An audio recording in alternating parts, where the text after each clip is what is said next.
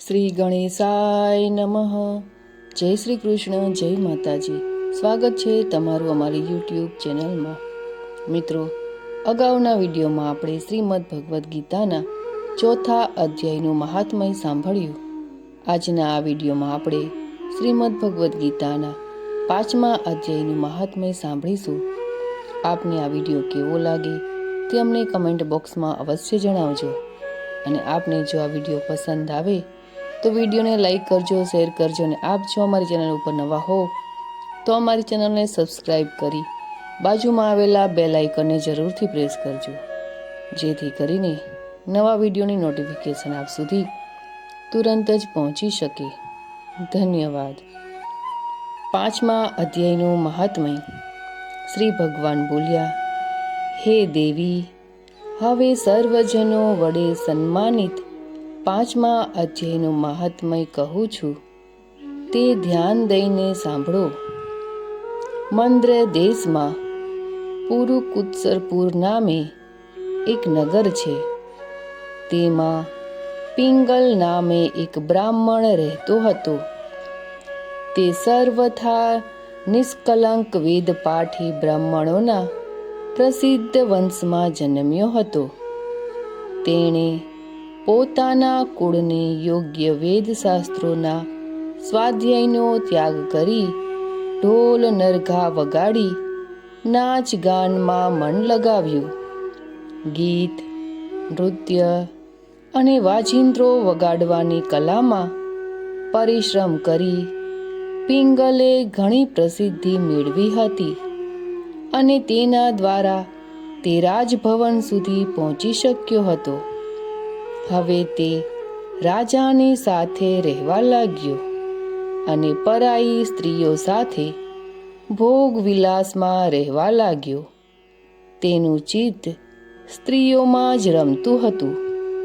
ધીરે ધીરે અભિમાન વધવાથી ઊંછુખલ થઈ તે એકાંતમાં રાજા આગળ બીજાઓના દોષ વર્ણવતો. પિંગલને એક સ્ત્રી હતી જેનું નામ અરુણા હતું. તે નીચ કુલમાં જન્મેલી હતી અને કામી પુરુષો સાથે વિહાર કરવાની ઈચ્છાથી હંમેશા આવા પુરુષોની શોધમાં રહેતી હતી. તેણે પતિને પોતાના માર્ગનો કાંટો સમજી એક દિવસ અડધી રાત્રે તેનું માથું કાપી તેને મારી નાખ્યો. તેની લાશ જમીનમાં દાટી દીધી. આ રીતે પ્રાણમુક્ત થઈ પિંગલ યમલોક પહોંચ્યો અને ભીષણ નરકને ભોગવી નિર્જન વનમાં ગીધ થયો. અરુણા પણ ભગંદર રોગથી પીડિત થઈ સુંદર શરીરનો ત્યાગ કરી ઘોર નરક ભોગવ્યા બાદ તે જ વનમાં મેના થઈ. એક દિવસ તે દાણા ચણવા માટે આમ તેમ ઉડતી હતી. ત્યાં પેલા ગીધે પૂર્વજન્મના વેરને લીધે તેને પોતાના તીવ્ર નખોથી ચીરી નાખી. મેના ઘાયલ થઈ પાણીથી ભરેલી માનવ ખોપડીમાં પડી. ગીધે ફરીથી તેની ઉપર ઝાપટ મારી. એટલામાં ઝાડ પાથરનાર શિકારીએ તેણે બાણથી વીંધી નાખ્યું. તેના પૂર્વજન્મની પત્ની મેના તે ખોપડીના પાણીમાં મરણ પામી હતી. પછી તે ક્રૂર પક્ષી પણ તેમાં જ પડી ડૂબી ગયું. ત્યારે યમદૂતો તે બંનેને યમલોકમાં લઈ ગયા. ત્યાં પોતાના પહેલાના પાપોને યાદ કરી બંને ભયભીત થઈ રહ્યા હતા. તે પછી યમરાજે જ્યારે તેમના ઘૃણિત કર્મો ઉપર દ્રષ્ટિપાત કર્યો ત્યારે તેમને ખબર પડી કે મૃત્યુ વખતે અકસ્માત ખોપડીના જળમાં સ્નાન કરવાથી બંનેના પાપો નષ્ટ થઈ ચૂક્યા છે. ત્યારે યમરાજે તે બંનેને ઈચ્છિત લોકમાં જવાની આજ્ઞા કરી. આ સાંભળી પોતાના પાપોને યાદ કરતા તેઓ બંને ઘણા આશ્ચર્યમાં પડ્યા અને ધર્મરાજ પાસે જઈ તેમના ચરણોમાં વંદન કરી પૂછવા લાગ્યા, હે ભગવાન, અમે બંનેએ પૂર્વજન્મમાં અત્યંત ઘૃણિત પાપો કર્યા છે.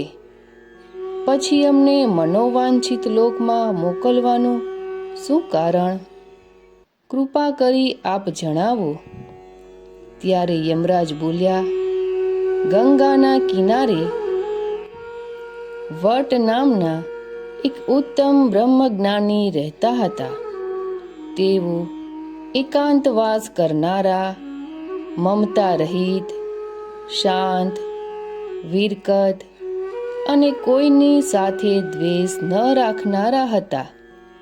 દરરોજ ગીતાના 5મા અધ્યાયનો પાઠ કરવાનો તેમનો નિયમ હતો. 5મો અધ્યાય સાંભળીને પણ મહાપાપી પુરુષ પણ સનાતન બ્રહ્મજ્ઞાન પ્રાપ્ત કરે છે. તે જ પુણ્યના પ્રભાવથી શુદ્ધ ચિત્ત થઈ તેમણે પોતાના શરીરનો ત્યાગ કર્યો.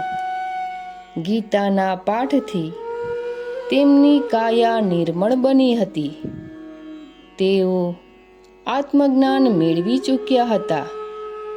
તે જ મહાત્માની ખોપડીનું પાણી લાગવાથી તમે બંને જણા પવિત્ર થઈ ગયા.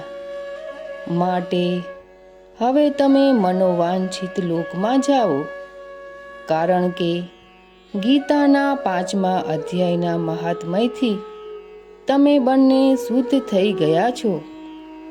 શ્રી ભગવાન બોલ્યા, સર્વ પ્રત્યે સમાન ભાવ રાખનાર ધર્મરાજ વડે આ રીતે સમજાવતા તેઓ બંને ખૂબ જ પ્રસન્ન થયા અને વિમાનમાં બેસી વૈકુંઠ ધામ તરફ ગયા. તો મિત્રો, આજના આ વિડીયોમાં આપણે શ્રીમદ ભગવદ્ ગીતાના 5મા અધ્યાયનું મહાત્મ્ય સાંભળ્યું. આપને આ વિડીયો કેવો લાગે તે અમને કમેન્ટ બોક્સમાં અવશ્ય જણાવજો. ફરી મળીશું એક નવા વિડીયોની સાથે. અને હા, કમેન્ટ બોક્સમાં જય શ્રી કૃષ્ણ લખવાનું ભૂલતા નહીં. જય શ્રી કૃષ્ણ.